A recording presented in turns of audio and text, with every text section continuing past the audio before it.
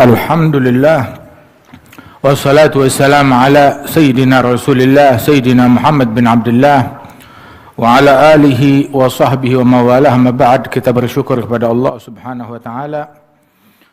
Pada malam hari ini Allah taala kumpulkan kita secara langsung ataupun virtual di majelis yang penuh keberkahan. Insyaallah di malam Jumat yang mulia, akhir Khamis, hari Kamis terakhir, malam Jumat terakhir di bulan Rabiul Awal. Sebagaimana dikatakan oleh Habib Ali Al-Habsyi, akhir Rabiul Awalil Majhur tahyil judub. Akhir Rabiul Awal itu masyhur, itu menghidupkan hal-hal yang kering dari batin kita. Kenapa? Sebab dari awal tuh hati kita diibaratkan seperti lahan yang kering, yang kurang air. Nah itu begitu masuk bulan Rabiul Awal disiramin terus dengan majelis-majelis yang kita hadiri, majelis yang menceritakan tentang Rasulullah, yang ngajak kita untuk neladani Rasulullah, untuk ngikutin Rasulullah sallallahu alaihi wa alihi wasallam. Sehingga di penghujung bulan, di akhir bulan Rabiul Awal, nah itu apa yang kering menjadi subur, menjadi hidup, menjadi hijau lagi insyaallah berkat maulidnya Rasulullah sallallahu alaihi wa alihi wasallam. Barusan sore kita asar hadir majlis di Kuitang sana, majlis kakek kami Al-Jad Al-Habib Ali bin Abdurrahman Al-Habsyi, majlis maulid akhir Khamis. Majlis maulid akhir Khamis, majlis maulid kita tahu. Sebab majlis juga enggak semuanya sama, beda-beda. Punya cita rasa masing-masing. Dan ketika majlis tersebut ditaksis, dibina, dibangun oleh orang yang besar, yang agung, yang mulia di sisi Allah Ta'ala, beda juga rasanya juga. Keberkahannya juga beda. Maulid akhir Khamis itu perayaan Maulidin Nabi yang dilaksanakan di hari Kamis terakhir bulan Rabiul Awal. Itu sebenarnya diadakan dulu oleh Al-Habib Ali bin Muhammad Al-Habsyi sahibul Maulid. Al-Habib Ali sahibul Maulid yang mengarang Maulid Simtud Durar. Nah itu dia melaksanakan maulid akhir Khamis, hari Kamis terakhir bulan Rabiul Awal. Dan dulu dibacaannya itu adalah maulid Daiba. Sebab maulid Simtud Durar itu sendiri dibuatnya adalah lebih kurang sekitar 3-4 tahun sebelum wafatnya Al-Habib Ali Al-Habsyi. Jadi Habib Ali dari dulu dari masa mudanya udah membuat acara tuh maulid, pesta maulid hari Kamis terakhir bulan Rabiul Awal. Di antara yang hadir itu dihadiri oleh para wali-wali besar. Di antara yang hadir adalah Al-Imam Al-Habib Idrus bin Umar Al-Habsyi. Hadal Habib Idrus bin Umar Al-Habsyi adalah di mana sanad keilmuan, sanad ahadits, sanad para sada Bani Alwi yang ada pada sekarang ini semuanya mengerucut kembali kepada Al-Imam Al-Habib Idrus bin Umar Al-Habsyi, sahib Aqdul Yawagid. Al-Habib Idrus bin Umar Al-Habsyi adalah murid kepada Imam Al-Habib Abdullah bin Hasan bin Tahir Al-Habib Hasan bin Salih Al-Bahr, berguru kepada wali-wali dan ulama-ulama besar. Semua ulama hadir termasuk Al-Habib Idrus bin Umar Al-Habsyi. Sebab Al-Habib Idrus bin Umar Al-Habsyi pun juga ketika beliau wafat dan meninggal dunia, Habib Ali usianya belum terlalu tua, masih tergolong muda. Dan Habib Idrus termasuk hadir maulidnya Habib Ali Al-Habsyi di sana. Dihadiri juga oleh Imam Al-Habib Ahmad bin Hasan Al-Attas, sahabat dekatnya Habib Ali Al-Habsyi. Itu bahkan kalau di acara maulid yang imam salat adalah Al-Habib Ahmad bin Hasan Al-Attas. Maulid akhir Khamis di sana itu dibikinnya bukan, ada kadang dibikin hari habis asar, terkadang dibikin juga habis maghrib malam Jumat. Tapi belakangan kita hadir selalunya dibuatnya itu adalah habis maghrib di malam Jumat. Begitu. Dan yang imamkan salat Al-Habib Ahmad bin Hasan Al-Attas, yang imamkan salat maghrib, yang imamkan salat isya.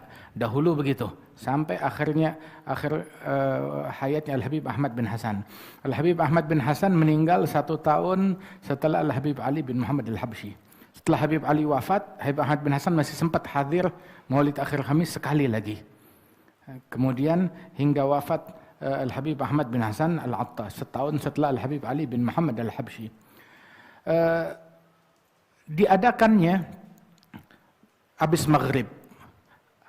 Tapi kalau biasanya tuh kalau musim dingin dibuatnya tuh habis asar dulu. Kalau musim dingin dibuatnya habis asar. Sebab kalau di habis maghrib terlalu dingin. Kalau musim panas dibuatnya tuh habis maghrib. Jadi udah agak sejuk sedikit. Cuacanya nggak terlalu terik, nggak terlalu panas. Cuma belakangan ya dibuat selalunya habis maghrib. Sekarang ini. Di sini di Kuitang, kenapa kok bisa ada Maulid akhir Khamis di Kuitang? Padahal dulu adanya di Sewun. Al-Habib Ali bertahun-tahun buat di Sewun, di Anisah. Dan jumlahnya demikian banyak. Sampai para ulama datang ke situ kepada Habib Ali bilang, "Ya Habib Ali, dulu di Hadramaut tidak ada kumpulan majelis yang sangat besar kecuali ketika ada festival, ada acara tahunan ziarah Nabi Hud.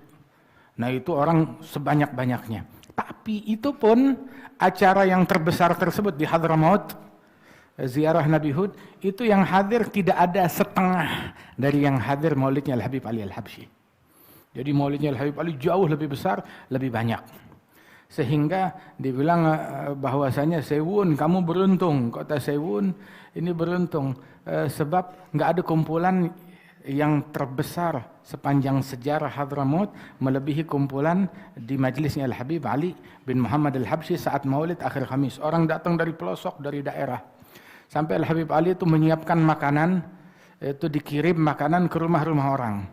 Semua orang di kota itu membuka pintu rumahnya buat tamu yang pada datang. Mereka menganggap ini tamunya Rasulullah Sallallahu Alaihi Wasallam. Masing-masing rumah dia buka tempatnya. Al-Habib Ali ngirim beras, ngirim daging ke rumah-rumah tersebut untuk menjamu tamu tersebut. Jadi tidak terpusat di satu titik aja, terpecah semuanya, terbagi dengan rata, terlayani dengan baik. Nah itu Al-Habib Ali memang orang yang dermawan. Beliau sampai waktu negeri Hadramaut dilanda paceklik, dilanda krisis ekonomi, beliau yang bikin dapur umum, memberikan nafkah kepada penduduk satu kota selama 3 bulan berturut-turut. Nafkahnya dari beliau, subhanallah.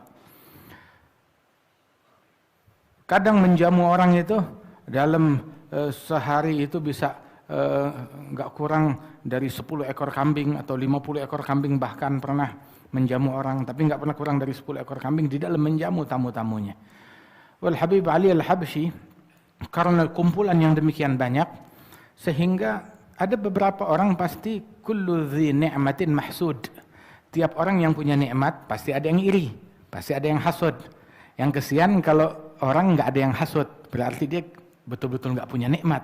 Jadi kalau ada orang hasud sama kita, bergembiralah. Berarti kita punya sesuatu yang dia nggak punya. Orang besar yang hasud kepada kamu, berarti ente keren. Kalau dihasudnya sama orang kecil, ya khalas. Begitu. Tapi ente dihasud sama orang besar, hasud, wah keren banget ente. Ulama yang hasud keren banget loh, masya Allah. Jadi kalau ada orang hasud sama kita jangan marah, girang. Itu kemarin kan hari Rebo kita hadir haulnya Al-Habib Abdullah bin Muhsin Al-Attas di Empang Bogor. Itu kakek kami Al-Habib Salim bin Ahmad bin Jindan waktu ketemu Al-Habib Abdullah bin Muhsin, minta doa kepada beliau, terus didoain. Apa doanya? Bukan doain biar ente jadi ulama jadi enggak. Tahu didoain apa? Allah yukaththir husadak. Semoga dibanyakin orang yang hasud kepada engkau. Loh kok begitu Habib? Iya artinya kalau banyak yang hasud nikmatnya banyak dan gede nikmatnya. Betul. Banyak orang yang hasud. Alhasil banyak orang yang hasad kepada Al-Habib Ali hingga memprovokasi kepada pihak-pihak berwenang hingga akhirnya maulid sempat tidak boleh diadakan di kota Sewun karena terlalu banyak massa yang hadir. Kemudian diprovokasi, Habib Ali kalau mau menggulingkan pemerintahan sesaat aja. Pemerintah ketakutan. Padahal mereka nih, para salaf kita, nggak ada kepikiran mau begitu. Nggak ada kepikiran mau memberontak, mau kekuasaan, mau menggulingkan, nggak mau. Sayyidina Husain bin Syekh Abu Bakar bin Salim aja bilang, Sultan bilang kepada Sayyidina Husain bin Syekh Abu Bakar, ambil kerajaan untuk engkau yang jadi sultan, atau muridmu, atau anakmu. Dibilang, lau kanatil imara tasluh lil hamir la nardaha li hamirina. Kalau kekuasaan bisa dipikul oleh keledai, saya nggak bakal rela dipikul oleh keledai saya. Jadi jangan dikira kita tamak, rakus sama begituan. Nggak pengen, nggak mau. Nggak kepengen apa-apa. Nggak kepengen duitnya dia, nggak kepengen jabatannya dia, ambil. Tapi kita berdiri di magam, di mimbar yang mewakili dari Rasul Sallallahu Alaihi Wasallam untuk memberikan nasihat kepada siapapun, Hatta Fir'aun kita ngasih nasihat, apalagi Muslim. Mau itu jabatannya pemerintah, mau itu jabatannya apapun, kita siap memberikan nasihat kepada siapapun. Tapi jangan khawatir kita bakal merebut harta dia, atau posisi dia, atau jabatan dia, atau dukungan sana sini. Enggak, kita enggak begitu.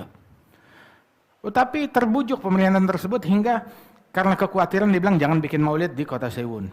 Akhirnya dipindahkan sempat beberapa kali di kota Tarim. Hingga akhirnya balik lagi ke kota Sewun. Dan ketika di masa-masa dilarang tersebut, Al-Habib Ali menghubungi, ngirim surat kepada murid beliau. Murid terkhusus beliau, Al-Imam Al-Habib Muhammad bin Idrus Al-Habsyi, yang dikubur di Surabaya. Bilang, ya Muhammad bin Idrus, ya, kita di sini nggak bisa bikin maulid akhir Khamis, kamu buat di sana. Jadi sebenarnya yang bikin maulid akhir Khamis di Indonesia Habib Ali Al-Habsyi. Cuma beliau suruh murid beliau untuk ngatur segalanya, diadakan untuk masyarakat. Tapi itu maulid ditaksisnya oleh Al-Habib Ali bin Muhammad Al-Habsyi. Pertama maulid akhir Khamis diadakan di kota Bogor, di alun-alun kota Bogor, sebagaimana disebutkan oleh Habib Ali bin Husain di Tajul Aras.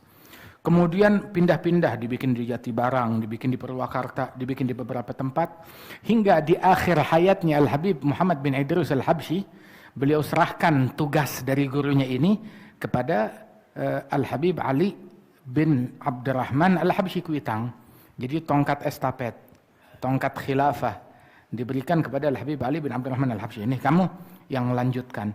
Al-Habib Ali bin Abdurrahman Al-Habsyi sebenarnya dulu dia bikin maulid bukan di akhir Khamis. Beliau bikin maulidnya itu adalah di di 12 Rabiul Awal. Beliau buat.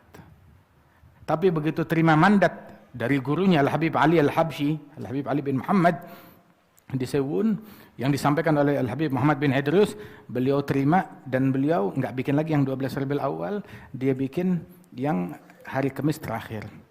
Bertahun-tahun yang dibaca itu maulid azb, maulid daibah, begitu hingga sampai kitab Maulid Simtud Durar yang disusun oleh Al-Habib Ali Al-Habsyi, baru itu yang dibaca. Dan di antara yang hadir maulid akhir Khamis adalah Al-Habib Abi Bakar bin Muhammad As-Saggaf Gresik. Beliau sempat hadir dulu sebelum wafatnya Al-Habib Abu Bakar, datang ke Jakarta, hadir maulid di Kuitang akhir Khamis, dan mentalginkan hadirin dengan kalimat tauhid dan memberikan ijazah kepada mereka. Kemudian dilaksanakanlah tuh maulid akhir Khamis oleh Al-Habib Ali Al-Habsyi sehabis asar, mengambil waktu di Sewun, sebab waktunya bisa habis asar, bisa habis maghrib. Tapi sekarang dipatenkan udah kelas habis asar. Adapun yang di Sewun dipatenkan habis maghrib sekarang ini, belakangan ini. Masya Allah.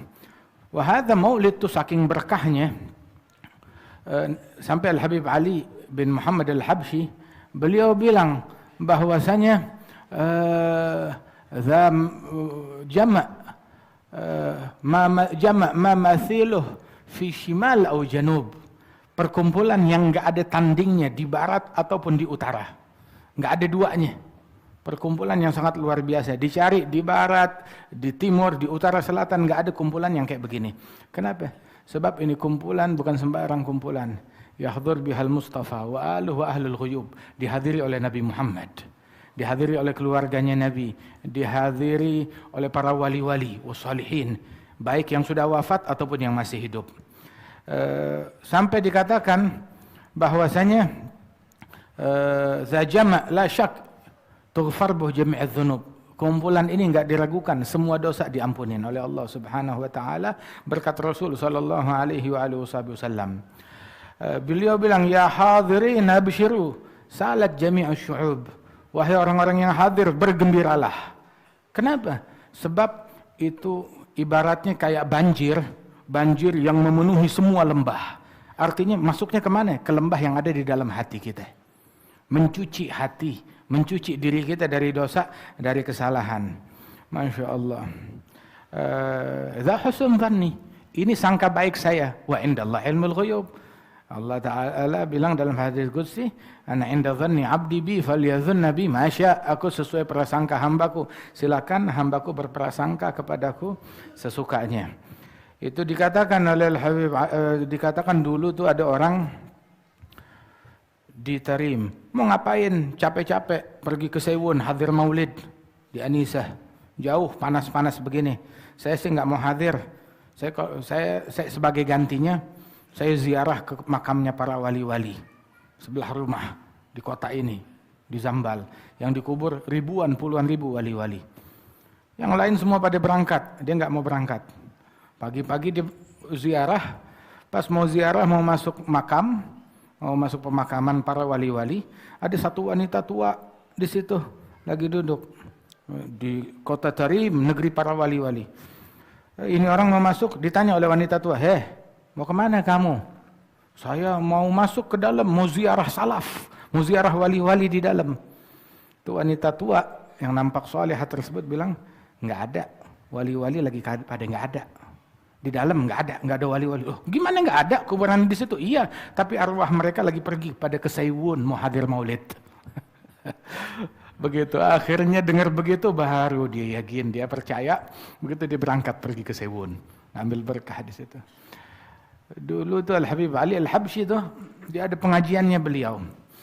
Ada beberapa orang ingkar dengan pengajian yang diadakan atau majelis yang diadakan oleh Al-Habib Ali Sahibul Maulid di Sewun. Hingga akhirnya ini orang saleh mimpi Rasulullah sallallahu alaihi wasallam. Nabi Muhammad jalan di jalanan dalam mimpinya. Orang mimpi bebas. Kita jangan ngatur mimpinya orang. Tapi mimpinya ini benar. Bukan mimpi palsu. Ini dari mana kok jadi cerita mimpi? Saya dapat kisah ini bukan ngarang. Kita dapat ini kisah dari Syekhana Al-Habib Umar bin Muhammad bin Salim bin Hafidh. Kita dengar dari beliau langsung. Ini kisah. Kisah yang awal tuh sama kisah yang ini. Yang orang yang muziarah Zambal sama kisah yang ini. Itu dikisahkan yang orang dalam mimpinya itu melihat Rasulullah Sallallahu Alaihi Wasallam jalan di jalanan kota Sewun. Dia bilang, ya Rasulullah, mau kemana? Mau kemana kamu jalan hari ini? Dijawab oleh Nabi Muhammad, saya jalan mau hadir majelisnya putraku, cucuku Ali bin Muhammad Al-Habsyi. Mau hadir ke sana. Kata Rasul Sallallahu Alaihi Wasallam. Wah hakadha.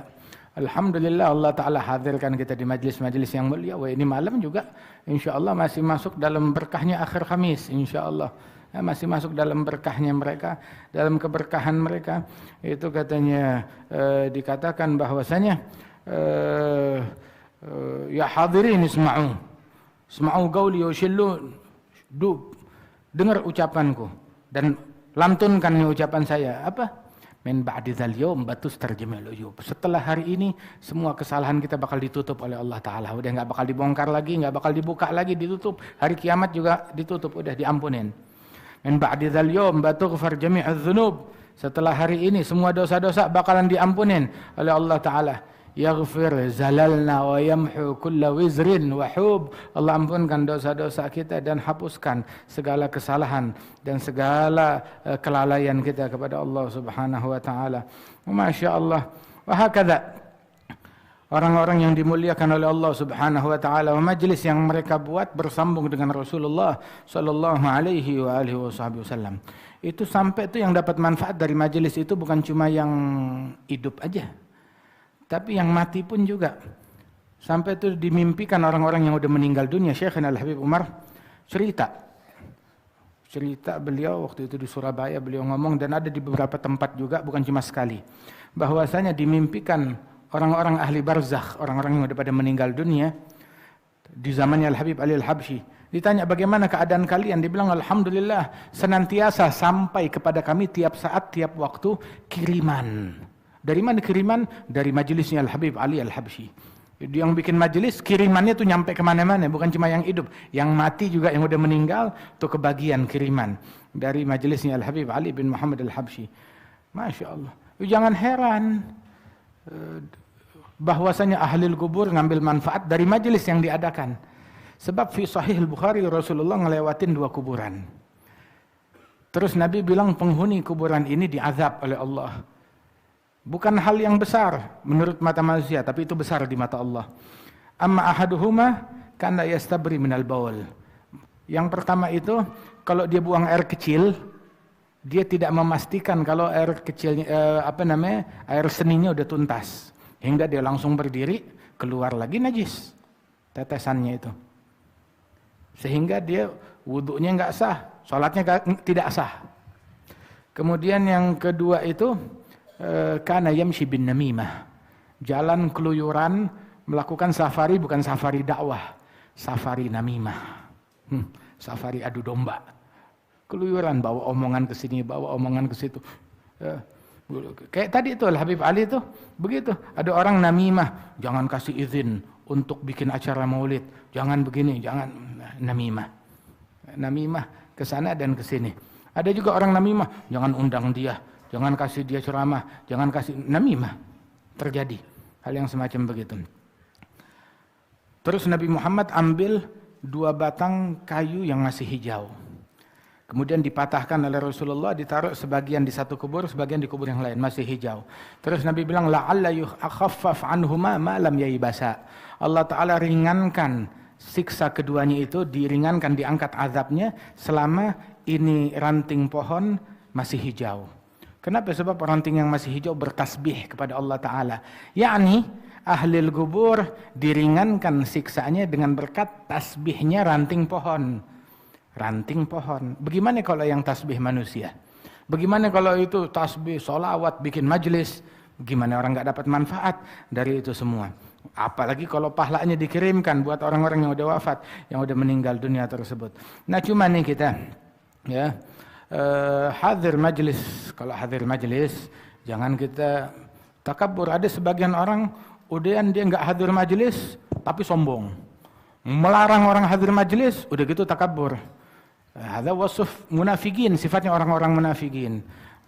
Wa ra'aitahum yasuddun wa hum mustakbirun, ngelarang orang dari kebaikan, menjegal, mencekal orang dari kebaikan, udah gitu sombong. Ente nggak mau maulid, urusan ente. Begitu, tetapi melarang orang untuk sholawatan, nah itu bahaya. Itu nggak baik. Apalagi bilang yang sholawat itu bid'ah, itu maulid, itu syirik. Itu dikisahkan tuh ada satu orang soleh lagi dakwah di satu kampung, itu tiap maghrib di kampung itu kedengaran jeritan. Tanya, ini jeritan apa? Ini suara datang dari kuburan. Kuburannya fulan. Sejak dikuburkan setahun yang lalu, tiap malam terdengar suara jeritan. Semua penduduk kampung kalau udah maghrib tuh ketakutan. Ngedengar jeritan, rintihan yang keluar dari kuburnya fulan. Akhirnya penasaran, ya Rab, saya mau tahu kenapa rintihannya ini. Malam harinya, ini orang ketika tertidur di kampung itu mimpi. Mimpi orang yang udah meninggal itu ditanya. Saya mendengar rintihan dari kuburmu. Katanya setiap malam. Kenapa? Apa kamu disiksa? Dia bilang ini bukan rintihan siksaan. Ini rintihan karena ditegur oleh Allah Ta'ala. Ditegur dengan teguran keras oleh Allah Ta'ala. Akhirnya teguran tersebut membuat pedih ruh saya. Nah itu adalah rintihan dari pedihnya ruh yang ditegur oleh Allah Ta'ala. Gara-gara apa? Gara-gara dulu saya waktu hidup pernah ngelewatin majelis maulid. Terus saya bilang, ngapain orang ngumpul maulid? Nggak ada guna. Begitu saya meninggal dunia, itu ditegur oleh Allah Ta'ala. Kamu bilang orang ngumpul berzikir, nggak ada guna. Kamu bilang orang ngumpul bersolawat kepada Nabi Muhammad, nggak ada gunanya. Kamu bilang orang kumpul bersama-sama, ya mereka mendengarkan nasihat dan ilmunya Rasulullah, kamu bilang nggak ada guna. Wah, hingga akhirnya itu membuat ruhnya pedih, nah itu yang membuat dia merintih. karena teguran tersebut. Setahun penuh terdengar rintihannya, hingga setelah setahun baru reda daripada rintihan orang tersebut. Kata udah nggak hadir maulid, ya udah diam, khalas. Jangan ngelarang orang yang hadir maulid. Nah itu perkumpulan maulid itu harusnya mewariskan orang inkisar, hatinya makin luluh kepada Allah Subhanahu wa taala, makin tawadhu, makin merendah, makin berakhlak. Hakadha. Nah itu mukmin ketika dia melakukan kesalahan, ketika dia melakukan dosa, bukan dia tambah jauh dari Allah Ta'ala, harus tambah dekat. Jangan mentang-mentang kita bikin dosa, bikin salah, bikin maksiat, ya udah putus asa deh sekalian. Udah nyemplung kakinya ke got, ya sekalian nyebur sebadan. Itu keliru. Ya kita dibilang kullukum khatta'un wa khairul khatta'in at-tawwabun. Tiap kalian adalah tukang bikin salah. Semua kita tukang bikin salah. Dan sebaik-baiknya orang yang bikin salah adalah yang bertaubat kepada Allah Subhanahu wa taala. Sayyidina Adam, waktu beliau makan buah dari pohon terlarang, kemudian ketika beliau ingat terlucuti bajunya, tahu dia bilang apa? Dia bilang bukan beralibi, bukan mencari alasan, bukan mencari pembenaran, tapi beliau bilang Rabbana zalamna anfusana wa illam taghfir lana wa tarhamna lanakunanna minal khasirin. Ya Allah, kami ngezalimin diri kami sendiri, kami ngejahatin diri kami sendiri, kami bikin dosa. Kalau engkau enggak maafkan kami dan engkau tidak mengampuni kami, maka kami akan menjadi orang-orang yang merugi dan akan menjadi orang-orang yang sial, kata Sayyidina Adam. Tapi iblis waktu dia bikin kesalahan, kenapa kamu enggak sujud? Malah dia mencari pembenaran. Ana khairum minhu, aku lebih baik daripada Adam. Aku lebih baik daripada Adam. Udah gitu cari pembenaran. Apa pembenarannya? Logika. Bermain logika kepada Allah. Qulna lil malaikati isjudu li Adam. Kita bilang kepada malaikat sujud untuk Adam. Fasajadu. Semuanya iblis, semuanya sujud illa iblis, kecuali iblis enggak mau sujud. Terus Allah Ta'ala tanya, malaka an la tasjuda? Kenapa kamu tidak sujud ketika aku perintahkan engkau? Dia bilang, ana khair minhu, aku lebih baik dari Adam. Terus dia bilang, khalaqtani min nar, dia bermain logika.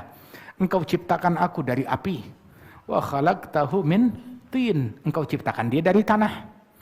Jadi menurut logikanya iblis, api lebih baik daripada tanah. Cuma iblis lupa bahwasanya api dan tanah, siapa yang menciptakan? Allah. Siapa yang memberikan ini afdal, penentuannya? Bukan iblis, Allah Subhanahu wa taala. Begitu. Dan logika tersebut tidak benar, logika tersebut keliru. Maka dijadikan itu iblis ketika dia mencari pembenaran ketika berbuat kesalahan, dibinasakan oleh Allah Ta'ala. Celaka sampai akhir zaman. Dilaknat, dikutuk oleh Allah Subhanahu wa Ta'ala. Kita hadir majlis harusnya membuahkan kita sifat inkisar. Tunduk kepada Allah, hati yang renyuh, hati yang khusyuk, hati yang penuh menyadari akan kekurangan diri kita. Kita keluar dengan membawa hati yang Rabbana zalamna anfusana wa illam taghfir lana wa tarhamna lanakunanna minal khasirin. Bukan kita keluar dari majelis maulid dengan membawa hati yang ana khairum minhu khalaqtani min nar khalaqtahu min tin. Aku lebih baik dari dia. Ana ustad begitu. Dia siapa? Begitu. Ana kiai, ana ulama begitu. Dia apa namanya? Orang bodoh. Dia ini dan itu. Aku lebih baik daripada pejabat. Aku lebih baik daripada ustadz yang ini. Aku lebih baik daripada jamaah yang itu. Aku lebih baik, lebih mulia daripada presiden, menteri, gubernur, pejabat. Ente jadilah membawa hati, jiwa seperti hatinya Nabi Adam. Rabbana zalamna anfusana. Bukan membawa tabiatnya iblis. Pulang majelis bawa tabiat iblis. Ente hadir maulid Nabi apa maulid iblis? Hadir maulid Nabi Muhammad sallallahu alaihi wasallam. Itu diajarkan Rabbana ighfir lana dzunubana wa israfana fi amrina wa tsabbit aqdamana wansurna 'alal qaumil kafirin. Membawa hati yang begitu, hati yang renyuh. Bukan hati yang takabur, bukan hati yang sombong. Kata wa al-mu'min itu mereka menggabungkan ihsanan wa khaufan. Berbuat baik, berbuat ihsan dan takut kepada Allah Ta'ala. Itu mukmin. Dia bikin baik, dia hadir majelis, dia taqwa, dia istiqamah, dia enggak ganggu orang, tapi juga dia takut, ngerasa dirinya paling kecil, paling kerdil, paling rendah, paling enggak punya apa-apa. Tuh. Tapi munafik jama'a isa'atan wa amna. Dia bikin jahat, dia takabur, dia menyombongkan diri dan merasa aman. Saya yang paling hebat. La in ruji'tu ila rabbi la utayanna mala wa walada. Kalau saya dipulangin ke akhirat, wah, saya pasti bakal, saya di surga punya keluarga, punya anak, punya bini, punya harta, punya rumah. Begitu. Takabur. Sombongnya kayak begitu. Itu bukan sifat orang yang hadir majelis. Sampai tuh Syekhana dulu tuh Habib Umar bilang, ini orang hadir majelis yang paling mulia adalah bukan yang duduk di depan, enggak. Bukan yang berdesak-desakan paling depan, paling mendesak, enggak. Tapi yang paling mulia adalah yang menganggap dirinya paling kurang. Yang menganggap dirinya paling kecil, paling hina, paling enggak punya apa-apa. Nah itu dia. Al-Habib Ali bin Muhammad Al-Habsyi, dulu Habib Umar sebelum pas di Indonesia di rumahnya Ammi Umar Maula Khaileh tahun 98, Habib Umar nganterin kita ke sini ke Indonesia, terus sebelum pulang malam duduk, terus disuruh tazallul, menanti di pintunya Allah dengan menganggap diri kita hina, tuh. Duduk dengan posisi yang hina, begitu merasa diri hina, kecil di hadapan Allah yang Maha Agung. Terus diajarkan tuh Al-Habib Ali, ada orang minta doa kepada Al-Habib Ali Al-Habsyi, Seiwun. Diajarin doa untuk dibaca saat tahajud akhirul lail. Apa doanya? Rabbi inni. Dibikin syair tapi isinya doa.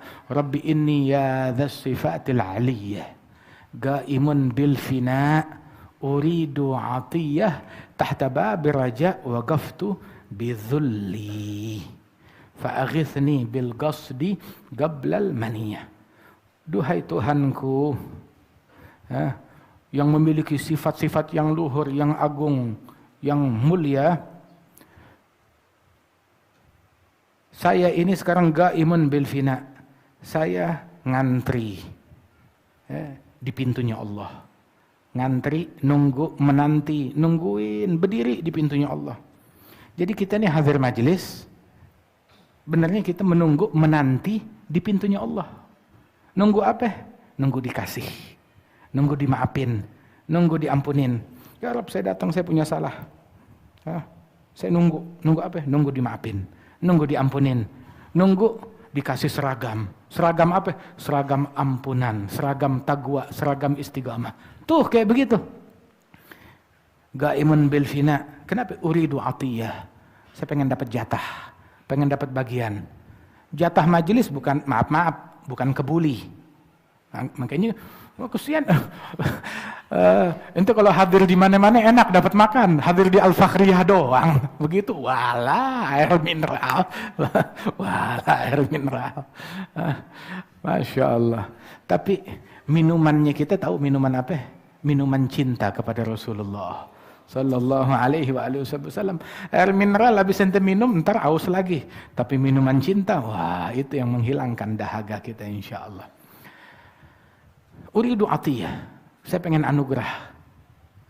Dari mana? Dari Allah Subhanahu wa taala. Dari Allah.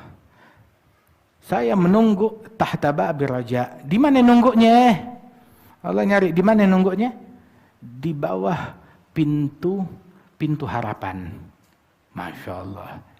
Ini mereka nih pujangga, punya ungkapan. Dikatakan tuh majelis pintu harapan kepada Allah Ta'ala. Bukan berharap kepada Allah tapi nggak hadir. Nggak hadir majelis, nggak hadir di medan qiyamul lail, nggak hadir di sujud, nggak hadir dalam tilawatul Quran. Itu al-hudur, kehadiran tuh bukan cuma kehadiran di majelis, hadir dalam sujud. Hadir. Sebab fisik kita di suatu lokasi tertentu, tapi ruh terkoneksi di situ, di sebuah alam yang lain. Kita masuk di pintu badan kita di sini, tetapi ruh kita gabung, ngumpul bersama orang-orang yang dimuliakan oleh Allah Ta'ala, minan nabiyyin was-siddiqin wasyuhada was-salihin. Ayo ketemuan nama nabi, ketemuan nama wali-wali, ketemuan nama salihin. Di mana? Ketemuannya di sujud, ketemuannya di tahajud, ketemuannya di medan tadabbur Al-Quran di tengah malam, ketemuannya di dalam zikir, ketemuannya dalam khusyuk, dalam kehadiran hati. Nah situ ketemuannya itu di situ, terkoneksi. Sama kayak kita nih dengan handphone kita, begitu. Udah gabung belum? Badannya di sini, tapi ketika dia zoom, ayo check in deh, masuk deh, udah check in, terkoneksi. Nah kita masuk di dalam sebuah dimensi, di situ ada Rasulullah Sallallahu Alaihi Wasallam, ada aulia, ada as-salihin. Ente fi hadrah. Idza gudlak hudur, kamu selalu di dalam hadrah tersebut, di dalam dimensi bersama mereka. Tapi kalau kamu punya kehadiran hati, yang absen bukan badan, yang absen hati kamu. Kalau hati kamu hadir, nah itu dia. Kapan hati hadir? Hati hadir ketika kita absen dari gono gininya orang sekarang di dunia. Orang ribut sama politik, ribut sama harta, ribut sama kegaduhan, wabah, penyakit, begitu musibah, bencana, rame politik, kursi, tahta, coblos, partai, begitu. Ini naik, ini turun, ini jadi, ini kagak. Ketika kita absen dari itu semua, gaib dari itu semua, kita absen, alfa dari itu semua, nggak tahu itu semua. Nah itu baru kita hadir ke sini. Makanya Habib Ali bilang hadarna indama ghibna. Kita hadir kemana? Ke dimensi yang luhur. Ketika kita absen dari dimensi yang lacur, masuk ke dimensi yang luhur. Masya Allah. Nah itu tahta babir raja, di pintu harapan. Waqaftu, saya duduk bidzulli, dengan kehinaan saya. Kenapa? Maksudnya dengan kehinaan bagaimana sih? Emang mukmin hina? Enggak. Artinya kita ngerasa diri kita hina, kecil, enggak punya apa-apa, berdosa, gitu sampai kita tuh enggak pede di hadapan Allah Taala. Apa bahasanya tuh kalau orang sekarang tuh bahasa kekinian unsecure. Nah, ya, gitunya. Unsecure artinya tidak pede. Ada orang ada jerawat, saya nggak pede, insecure, begitu. Make upnya nggak pas, alisnya panjang sebelah. Kenapa lo ketawa? Gitu, ya kan? Lipstiknya kelebihan 2 meter, muter begitu dong. Bedaknya ketebelan, begitu. Atau lain sebagainya. Atau salah kostum, atau merasa nggak pede. Nah kita kadang hadir majelis, kita bukan pakai kostum beginian. Kostum yang dilihat oleh Allah Ta'ala ini kostum batin. Jangan sampai kita hadir majelis salah kostum. Salah kostum. Harusnya majelis yang tujuannya untuk mencari Allah, jadi mencari yang lain. Itu salah kostum di majelis tuh. Nah itu dia yang fatal. Sehingga bidzulli, nggak pede karena kita kurang, kita nggak beres, kita kotor, kita hina, kita cemong. Hati kita yang cemong di hadapan Allah Ta'ala, bidzulli, tadzallul. Sayyidina Ali bin Abi Thalib bilang, kafani izzan an takuna li rabba, kafani fakhran an akuna laka abda. Cukup bagiku sebuah kemuliaan. Kenapa? Apa mulianya? Allah Tuhanku. Merasa mulia, Allah sebagai Tuhanku. Dan cukup bagiku sebuah kebanggaan. Aku sebagai hambanya Allah. Masya Allah. Cukup itu sebagai kemuliaan. Kata Al-Habib Abdullah Al-Haddad bilang, ana abdun sara fakhri dimna fagri wadtirari gad kafani ilmu rabbi min su'ali wa ikhtiyari. Aku adalah budak, aku adalah hamba, tetapi seorang budak yang mendapat kebanggaan besar, di mana ketika aku berhasil memakai atau mencapai hakikat kefakiran kepada Allah, merasa diri fakir di hadapan Allah. Nah yaudah, Masya Allah. Al-Imam Syekh Abdul Qadir Jailani itu akhir hayatnya beliau, di puncak kewalian beliau, diriwayatkan beliau pergi ke keluar begitu ke tanah lapang, padang pasir. Kemudian beliau bersujud, beliau letakkan tanah di atas kepalanya dan berkata, ya Rabb, ya, aku mengakui kefakiranku kepada Engkau. Begitu. Wah, ini dicapainya itu puncak. Wal fagr hadza maqam kewalian yang sangat agung. Ketika merasa iftigar kepada Allah Ta'ala, ana abd, aku budak. Kebanggaanku di dalam berasa fakir, mencapai hakikat iftigar kepada Allah Subhanahu wa Ta'ala. Dalam qasidah itu juga Abdullah Haddad bilang bahwasanya qad tahaqqaqtu bi'ajzi wa khudu'i wa inkisari. Aku telah mencapai hakikat ajaz.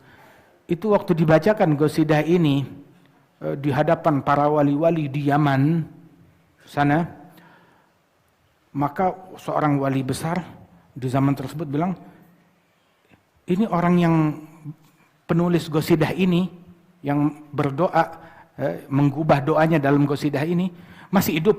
Yang iya masih hidup. Dia adalah pemimpin wali-wali atau wali kutub, imam para wali-wali di zaman sekarang. Dari mana? Dari ucapannya ini. Gattahaggagtu bi'ajzi wa khudu'i wa inkisari. Sampai dibilang tariqat al-faqihil muqaddam dalam menempuh jalan kepada Allah, tariqatul faqr. Tariqat al-Imam Al-Haddad, itu juga dalam koridor tariqat faqr juga. Cuma lebih spesifik, namanya tariqatul ajz. Merasa diri anak ajiz, aku lemah, enggak punya apa-apa, aku dhaif, enggak punya apa-apa.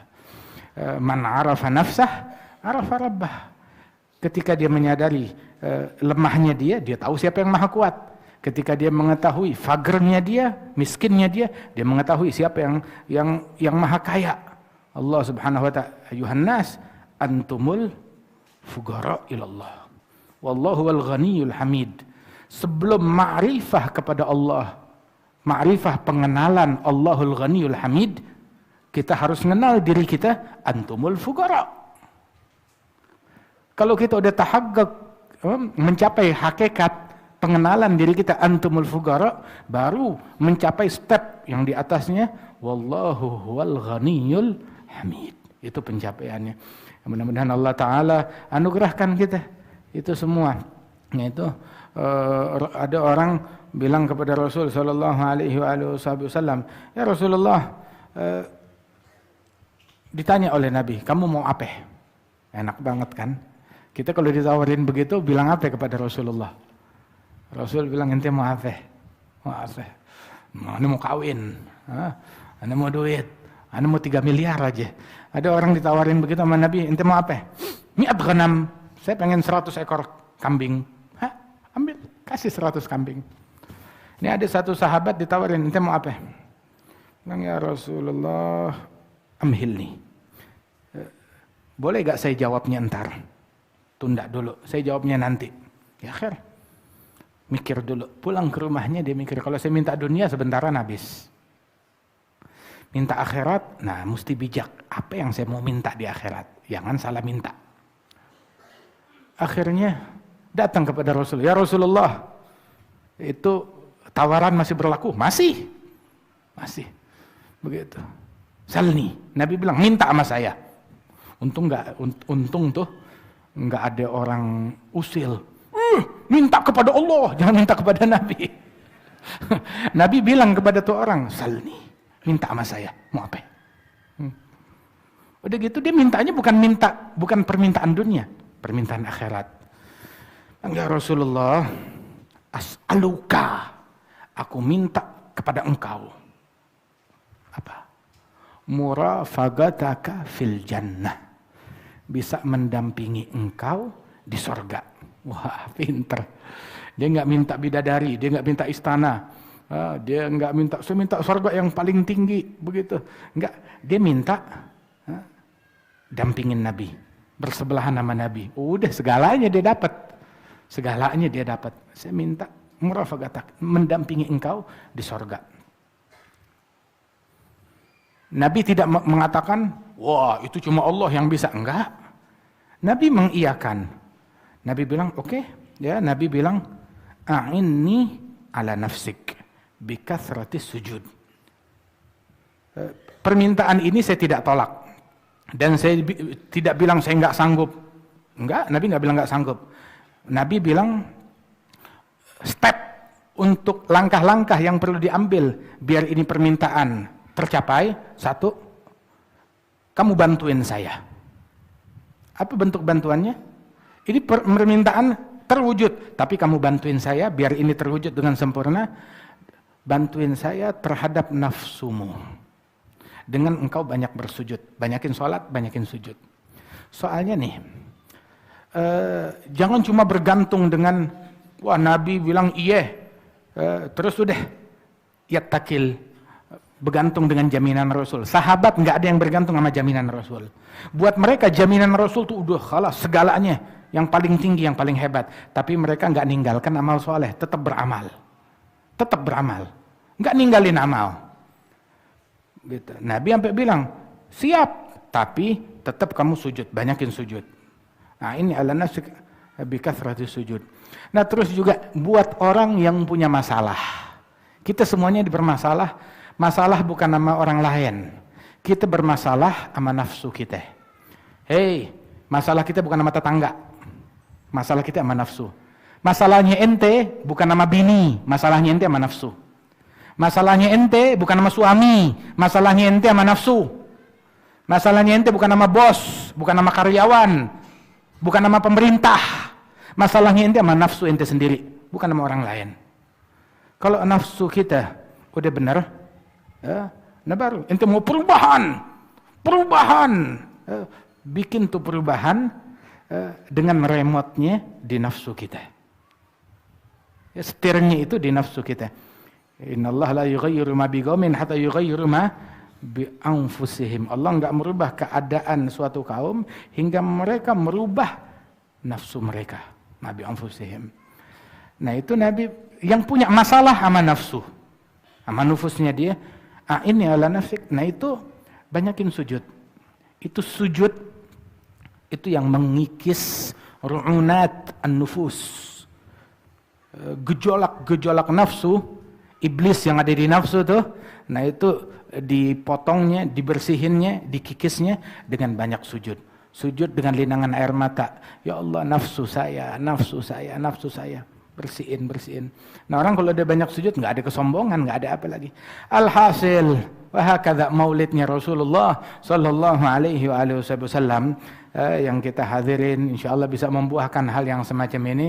Qabul dari Allah Subhanahu Wa Taala. Allah Taala anugerahkan insyaallah kepada kita sekalian, dan Allah Taala berikan taufik, Allah Taala berikan hidayat, Allah Taala bimbing kita, dijadikan majelis kita terkoneksi dengan majelisnya para aulia wassalihin, terkoneksi, terhubung dengan majelisnya Nabi Muhammad, dengan majelisnya para sahabat, dengan majelisnya para ahli bait, dengan majelisnya para aulia, dengan majelisnya para salihin, terkoneksi, satu pancuran, satu kabel, satu pipa, ya, dengan majelisnya Al-Imam Ali bin Muhammad Al-Habsyi wal Imam Ali bin Abdurrahman Al-Habsyi, dengan majelisnya Al-Imam Al-Haddad, dengan majelisnya Syekh Habib Bakar bin Salim, dengan majelisnya para syuyukhina Al-Habib Abdul Qadir bin Ahmad, Al-Habib Umar bin Muhammad, dan juga majelisnya para aulia wa salihin. Insyaallah Allah Subhanahu wa taala jadikan ini silsilah yang nyambung ke atas. Hingga apa yang tercurah di majelis mereka dicurahkan ke majelisnya kita. InsyaAllah kita keluar dari majelis ini dalam keadaan dosa kita semuanya diampunin oleh Allah Subhanahu wa ta'ala. InsyaAllah enggak ada yang terusir dari rahmat Allah, enggak ada yang bakalan kecewa, enggak ada yang keluar dalam keadaan dosa masih tersisa, enggak ada yang keluar dari majelis ini dalam keadaan jauh dari Allah. Lah, semuanya dalam keadaan dekat, yang jauh didekatkan, yang terputus tersambung lagi.